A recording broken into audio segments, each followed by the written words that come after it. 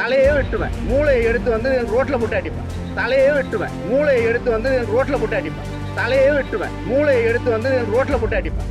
தலைய வெட்டுவேன், மூளைய கழட்டி ரோட்டுல போட்டு அடிப்பேன் என இவர் பேசுவதை பார்த்து தீபாவளிக்கு ஆட்டை கூறு போட்டு மண்டைக்கறிக்கு மல்லு கட்டுறாங்கன்னு மட்டும் நினைச்சிடாதீங்க. சொந்த கட்சி தொண்டர்களைத்தான் வெட்டுவேன், கல்ல கட்டி கடல்ல இறக்குவேன் என ஆவேசமாக பேசிக்கொண்டிருக்கிறார் இந்த மாவட்ட செயலாளர். கண்டிப்பா இது திமுக காரர் தானே நீங்க நினைக்கலாம். ஆனா அதுதான் இல்ல.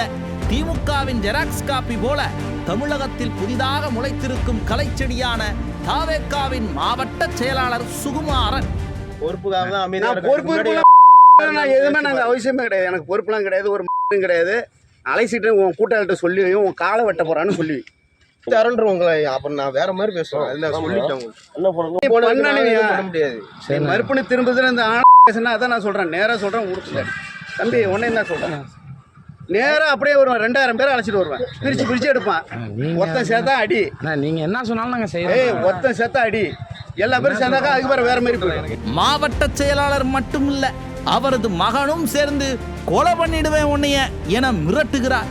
எந்த எல்லைக்கும் போவேன், தலைய வெட்டுவேன், காலை வெட்டுவேன் என ரவுடியை போல ஏன் பேசுகிறார் தெரியுமா? நாகையில் நடிகர் விஜய் ஒரு கூட்டம் நடத்தினார் அல்லவா? அந்த கூட்டத்திற்கு குவார்ட்டர் வாங்கி கொடுத்து கூட்டம் கூட்டிய குட்டி அணில்கள் அதற்கான பில்லை மாவட்ட செயலாளர் சுகுமாரிடம் கொடுத்திருக்கிறார்கள். பில்லை வாங்கி கொண்டு பல்லை காட்டிய சுகுமார் 10 பைசாவை கூட கொடுக்கவில்லையாம். தாவேகாவில் எத்தனை அநியாயங்கள் நடந்தாலும் அணில்களுக்கு உரைக்கவே உரைக்காது. அண்ணங்கிட்ட சொன்னா அவரு நமக்கு நியாயத்தை சொல்லுவாரு என நினைத்து குவார்ட்டர் வாங்கிய பில்லுடன் பனையூருக்கு பாய்ந்து வந்திருக்கிறார்கள் இந்த குட்டி அணில்கள். அதெல்லாம் பார்க்க முடியாது, போய் உங்க மாவட்ட செயலாளர்கிட்டயே காசு வாங்கிக்கோ என கேட்டை மூடிவிட்டு ரூட்டை மாத்தி விட்டிருக்கிறார் புசி ஆனந்த். அது சரி, அவர் எப்படி மாவட்ட செயலாளரை கண்டிப்பார்? பழுக்க வாங்கிட்டு தானே போஸ்டிங் போட்டிருக்கிறார். அட நாம சொல்லல, அந்த கட்சிக்காரங்க அப்படித்தான் சொல்றாங்க. புசி ஆனந்த் சொன்னதை நம்பி மீண்டும் மாவட்ட செயலாளரிடம் வந்த குட்டி அணில்களை மகனோடு சேர்ந்து மிரட்டியதோடு ஆபாசமாக பேசி அலற வைத்து விட்டார் தாவேகா மாவட்ட செயலாளர் சுகுமார். நீங்க தான் பொய் சொன்னீங்கன்னு சொல்லிட்டு நான் கேட்கறேன். அதுக்கு நீங்க பதில் சொல்ல மாட்டீங்க. சண்டை போட்டு பாப்பா இருடா.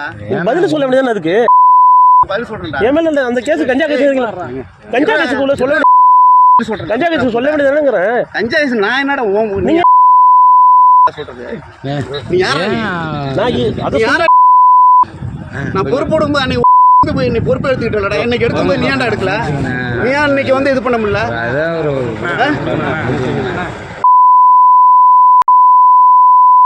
கூட புந்து அடிப்பேன் சொல்லிட்டேன், நினைச்சு வச்சுக்க. இன்னைக்கு இந்த எலெக்ஷனால நீ எல்லாம் தப்பிச்சுட்டு இருக்க. நீ அலெக்ஷன்லாம் தொலைச்சு சொல்லிட்டேன். எல்லாம் ஒரு கட்டம் தான் பார்ப்பேன். இல்லைன்னு நேரா வருவேன், ஊடு புந்து அடிப்பேன் சொல்லிட்டேன். என் மேல உள்ள தப்பை தான் நான் உங்கள்கிட்ட கேட்க சொல்றேன். நான் கேட்டது இவர் வந்து உள்ளாட்சி இதுல வந்து நின்று பாப்பா அனுப்புமா இந்த மாதிரி எல்லாம் கேட்டுக்கணும். தளபதிக்கு உழைக்கதான் நாங்க வந்தோம். சண்டை போடுவோம், உண்மையா இருந்து சண்டை போட்டுப்பான். பாவம் அணில்கள், அண்ணா அண்ணா உங்களை நம்பித்தான் வந்தோம் அப்படி என்று பாவமாக அழுகிறார்கள். ஆக மொத்தம் சொந்த கட்சிக்காரர்களை வெட்டுவேன் குத்துவேன் என குதிக்கும் நபர்கள் எல்லாம் மாவட்ட செயலாளராக இருக்கும் இந்த கட்சி எப்படி தூய சக்தியாகும்? இது தீய சக்தி 2.0 தானே. கவுன்சிலர் கூட ஆகல, அதுக்குள்ள இவ்வளவு கொலைவெறி. இவர்களுக்கு ஆட்சி அதிகாரம் கிடைத்தால் எப்படி மக்களுக்கு பாதுகாப்பு கிடைக்கும்? நாமக்கலில் தன் சொந்த கட்சியைச் சேர்ந்த பெண் வீட்டிற்குள் புகுந்து உல்லாசமாக இருப்பவர் ஒரு மாவட்ட செயலாளர். இங்கே சொந்த கட்சிக்காரரை வெட்டுவேன் குத்துவேன் என சொல்பவரும் ஒரு மாவட்ட செயலாளர். தகுதியற்ற மனிதர்களிடம் கோடிகளில் பணம் வாங்கி கொண்டு போஸ்டிங் போட்டிருக்கிறது தாவேகா தலைமை. இத்தகைய நபர்கள் ஆட்சிக்கு வந்தால் திமுகவை விட மோசமாக தமிழகத்தை கூறு போட்டு விற்பார்கள் என்பதில் மாற்று கருத்தே இல்லை.